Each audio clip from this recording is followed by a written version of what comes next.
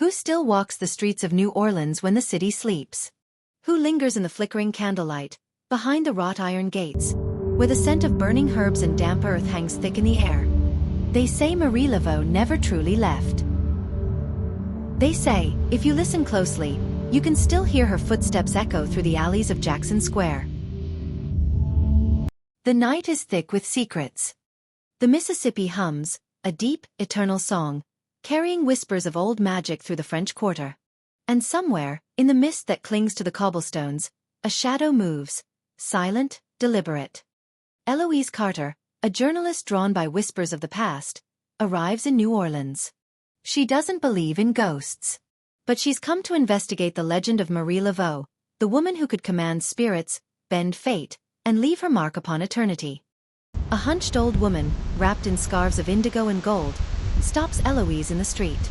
Don't follow her footsteps, child. Not if you wish to leave with your soul intact. And then before Eloise can ask what she means, the woman is gone. But Eloise does follow. Through the winding streets of the quarter, where laughter spills from dimly lit bars and the air is thick with the scent of pralines and decay. She finds it in an alley where no door should be, an old wooden entrance, carved with Veuve symbols, barely hanging on its rusted hinges. It swings open before she can knock. Inside, the walls are lined with shelves, glass jars filled with bones, dried flowers, and strange powders. A single candle burns at the center of the room, its flame bending unnaturally, as if listening. Eloise steps forward. Her shadow follows. But no, that isn't her shadow. It moves before she does. A soft, breathy giggle curls through the room. It skitters up her spine, a child's laugh and a woman's voice, layered in something ancient. On the wooden floor, the dust shifts, letters forming under an unseen hand. Eloise, leave. Behind her, footsteps, measured, deliberate, coming closer. The candle flickers violently, casting shapes onto the walls. A tall figure, draped in white, with dark, knowing eyes. Marie Laveau? Or something pretending to be her? Eloise cannot breathe. Something unseen wraps around her throat, pressing. She stumbles backward, reaching for the door.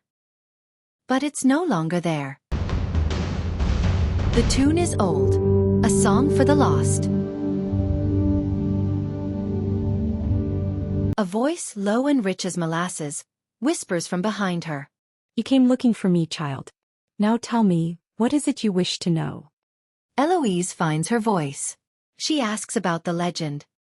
About Marie Laveau's power. About why people say she still walks these streets. Because some doors don't close, Cher. Some souls don't rest. A touch, cold as the grave, brushes Eloise's cheek. I can show you if you let me. Her heartbeat pounds against her ribs. She should run, but she doesn't. For a moment, she sees the past and present collapse into one.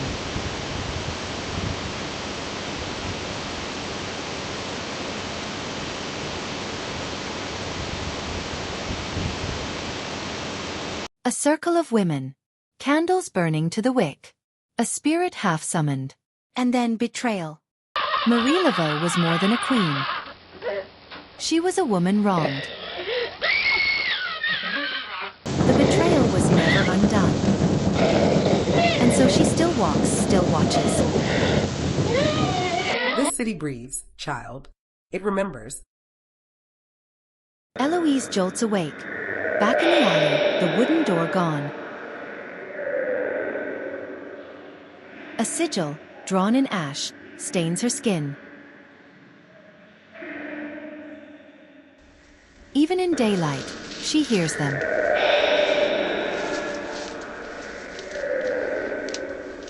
Marie Laveau is not gone. She is watching. Eloise writes her story, but the ink bleeds on the page, shifting, spelling words she didn't write. Someone, or something, wants to come in.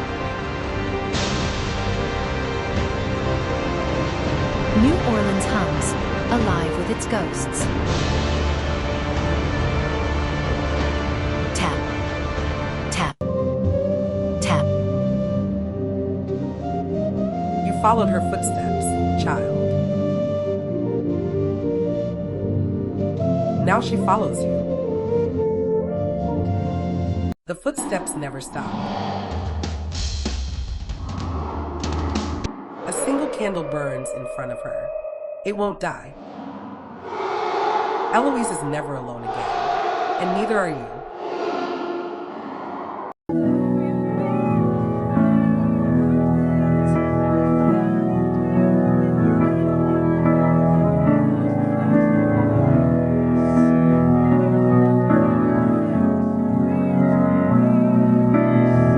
Disclaimer: the story presented here is purely a work of fiction and is created for entertainment purposes. Any resemblance to actual locations, events, or individuals is coincidental. The narrative does not intend to portray any place in a negative light, nor does it aim to harm or defame the reputation of any location.